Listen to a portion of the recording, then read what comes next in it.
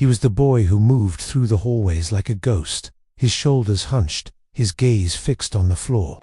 To most, Sam was just the quiet president of the computer club, a figure more comfortable with motherboards than with people. They saw his silence and labeled it weakness. They heard his precise, logical way of speaking and called him robot. But where they saw a social outcast, a different kind of strength was quietly compiling, a power they couldn't yet comprehend. He wasn't just building computers, he was building a world they didn't know existed. The popular students, with their easy laughter and effortless social grace, saw his hobbies as a punchline. His lunch hours spent debugging code or optimizing network speeds were met with sneers and jokes. He was the nerd, the glitch, a harmless anomaly in their perfectly calibrated social ecosystem. While they navigated the complexities of friendships and rivalries, Sam navigated circuits and command lines. He spoke a language of codes and servers, a dialect of logic and data that was fluent and powerful, even if no one else could understand it. He saw the world not in social hierarchies, but in systems, patterns, and potential vulnerabilities. The school, eager to embrace the future, announced a sweeping digitalization project. It was hailed as a leap forward, a modernization effort that would bring their institution into the 21st century. All student records, grades, medical histories, disciplinary notes were migrated to a central online portal. School funds, from tuition payments to club budgets, were now managed through a new, interconnected financial system. The entire lifeblood of the school was now stored on a server, a vast digital library accessible with just a few clicks. It was a monument to progress, but also a single point of failure. Then, the attack came. It wasn't a loud explosion or a dramatic break-in. It arrived silently, in the inboxes of every parent. An email, expertly crafted to look official, complete with the school's logo and letterhead. It claimed a security breach had occurred and demanded an immediate verification fee to protect their child's data. The alternative was a terrifying threat, the public release of sensitive student information. The first wave of panic hit like a digital tsunami. Phones began ringing off the hook. Frightened parents flooded the school's administrative office with calls, their voices laced with fear and accusation. The panic quickly turned to shame. The administration, which had championed the new system with such confidence, was now facing a catastrophic failure. The school's carefully curated reputation began crumbling, one frantic phone call at a time. Teachers skilled in pedagogy and classroom management were utterly helpless. They looked at their computers not as tools for education, but as ticking time bombs. The principal's face was a mask of dread as he imagined the headlines, the lawsuits, the irreversible damage to the trust they had spent decades building. The school was paralyzed, caught in a digital nightmare with no clear way out. While chaos erupted around him, Sam was a picture of calm.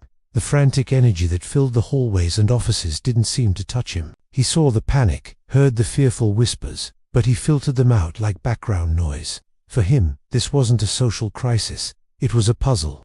He slipped into the computer lab, the one place he felt truly at home, and began his work. He didn't ask for permission. He didn't announce his intentions. He simply opened his laptop and dove into the digital storm. He traced the digital footprints of the malicious email, following the faint trail of data back to its source.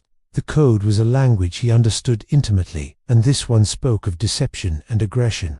His fingers flew across the keyboard as he analyzed the email's headers, dissected the malicious script, and mapped the server's activity logs. While others were wringing their hands, he was meticulously deconstructing the attack. He saw that the email wasn't just a simple phishing attempt. It was woven into a more complex program, a digital parasite that had embedded itself deep within the school's network. It was designed not just to extort money, but to cause maximum chaos and humiliation. The craftsmanship was clever, but flawed. He found the seams, the tiny imperfections in the code that the attacker had overlooked. Through his deep dive into the system's architecture, he made a startling discovery. The attack wasn't coming from a professional hacking syndicate in some remote country.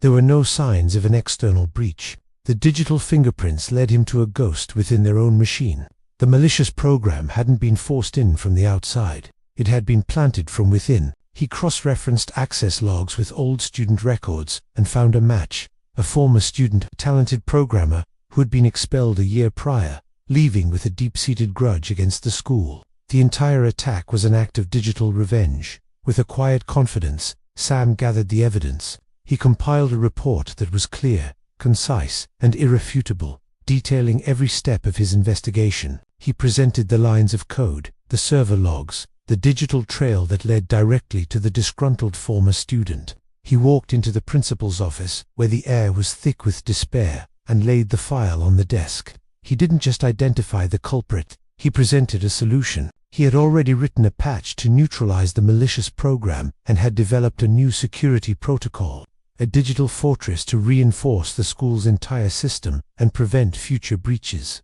The effect was instantaneous. Following Sam's precise instructions, the school's IT staff executed the patch. The malicious program was neutralized. A message of reassurance was sent out to the parents, explaining the situation had been resolved and that their data was secure. The financial bleeding stopped. The impending scandal vanished as if it had never existed.